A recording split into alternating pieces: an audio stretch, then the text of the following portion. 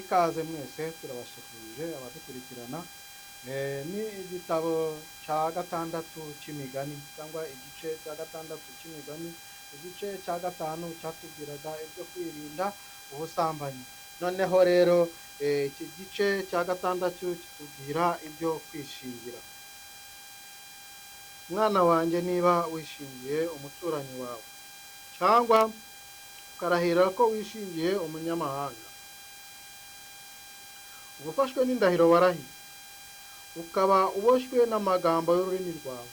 Noneho mwana wanjye, genza utya kandi wikize.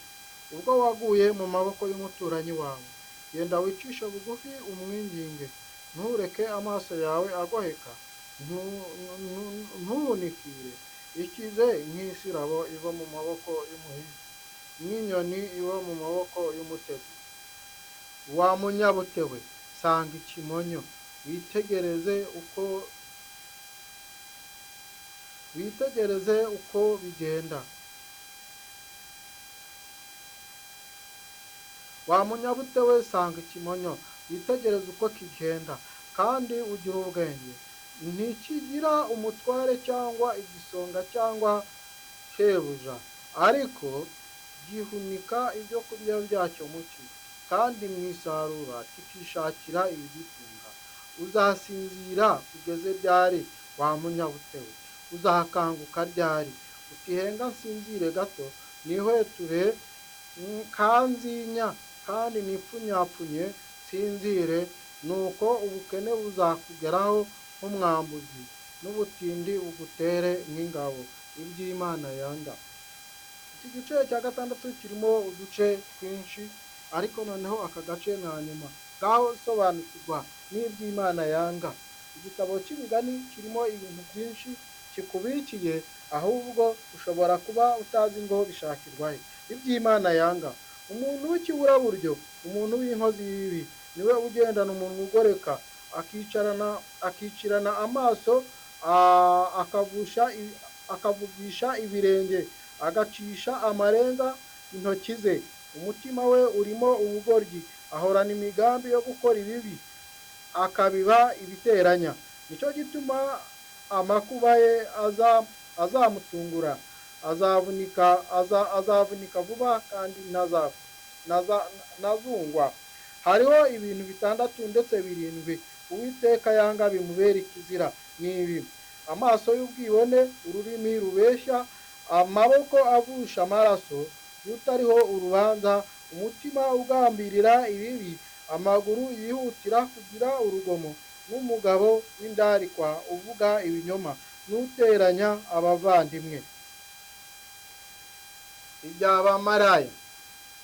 Mwana wanjye, komeza icyo so yagutegetse, kandi we kureka icyo nyoko yakwigishije. Uhore ubikomeje ku mutima wawe, ubyambare mu ijosi. Nugenda bizakuyobora, nujya kuryama bizakurinda, kandi nukanguka bizakubwiriza. Kuko itegeko ari itabaza, amategeko ari umucyo, kandi ibihano byo guhugura ari inzira y'ubugingo. Byakurinda umugore w'inkozi z'ibibi, no gusheshya ku rurimi rw'umunyamahangakazi. We kwifuza ubwiza bwe mu mutima wawe, kandi ntukunde ko akwicira ijisho. Kuko maraya akenesha umuntu, agasigara ku gasate k'umutsima, kandi umugore usambana ahiga ubugingo bw'igiciro cyinshi. Mbega umuntu yashyira umuriro mu gituza cye, imyambaro ye ntishe? Cyangwa hari uwabasha gukandagira amakara yaka, ibirenge bye ntibibabuke? Niko bimera no ku muntu usanga mukamugenzi we, kandi umukoraho wese ntazabura kugibwaho igihano. Abantu ntibagaya umujura wibishijwe n'inzara, ariko iyo afashwe abiriha karindwi, agatanga ibyo afite mu rugo rwe byose. Usambana n'umugore nta mutima afite, ugenza atyo aba arimbuye ubugingo bwe. Inguma no gukorwa n'isoni nibyo azabona, kandi umugayo we uzahanagurwa. Kuko ifuhe ry'umugabo n'umugore ari uburakari bukaze, kandi ntazamubabarira ku munsi wo guhora, ntazita ku mpongano, ntabwo azatuza naho wamuhongerera byinshi. Imana idufashe dusobanukirwe neza n'iki gice cya gatandatu cy'imigani. Kirimo uduce tugera muri dutatu cyangwa se tune. Agace ka mbere kavuga ibyo kwishingira, icya kabiri kikavuga iby'ubute, igice cya gatatu kikavuga iby'Imana yanga, igice cya kane kigasobanura ibya bamaraye.